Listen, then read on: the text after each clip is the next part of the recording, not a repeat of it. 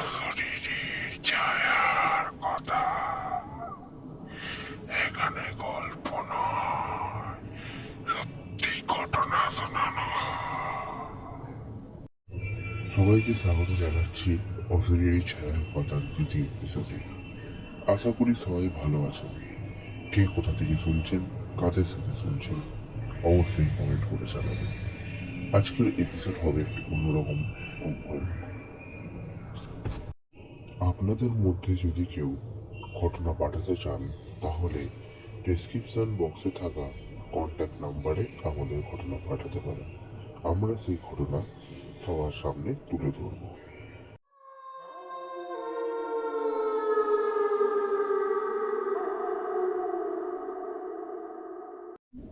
এই ঘটনাটি আমাকে পাঠিয়েছে আমারই এক বন্ধু। সে নাচ শিখত, তাই তাকে নাচের জন্য প্রায় বাইরেই থাকতে হতো। এরকমই একটা নাচের শোয়ের জন্য তাকে টালিগঞ্জের এক জায়গায় নাচের স্কুলে প্র্যাকটিস করতে হয়। তার পরের দিনই নাচের শো থাকার জন্য সেদিন তাদের নাচ প্র্যাকটিস করতে করতে অনেক রাত্রি হয়ে যায়। এমন সময় তাদের নাচের গ্রুপের এক মেম্বার প্রচুর ক্লান্ত হয়ে পড়ায় জানলার ধারে প্রাকৃতিক হাওয়া নিতে যায়। এমন সময় সেই ছেলেটি হঠাৎ করে অ্যাবনর্মাল বিহেভিয়ার করতে শুরু করে এবং যত রাত বাড়ে তত তার বিহেভিয়ার আরো ভয়ঙ্কর হয়ে পড়ে। তাকে সামাল দেওয়া অনেক কঠিন হয়ে যায় এবং সে ছাদে যাওয়ার জন্য পাগলের মতো করতে থাকে। হঠাৎ করে সে ছেলেটি দেওয়ালের মধ্যে ক্লাইম্বিং করতে শুরু করে এবং জোরে জোরে চিৎকার করে। তাকে অনেক ধস্তাধস্তি করে ছাদে যাওয়া থেকে আটকানো হয় এবং স্কুলের পাশে থাকা মসজিদে নিয়ে যাওয়া হয়।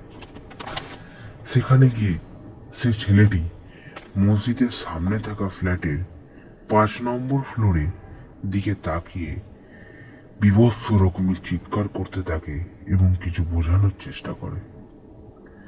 এইরকম ভাবে কোনো রকমে সকাল হয় এবং মসজিদের মৌলবীরা আসে।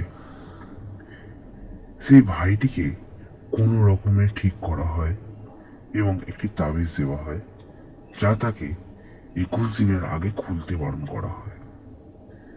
এরপর মৌলবীরা আমাদের বলে যে ওই ফ্ল্যাটের 5th ফ্লোরে থাকা ফ্যামিলি যে সুইসাইড করেছিল তারা ওই ছেলেটিকে ধরেছিল এবং মারার চেষ্টা করেছিল।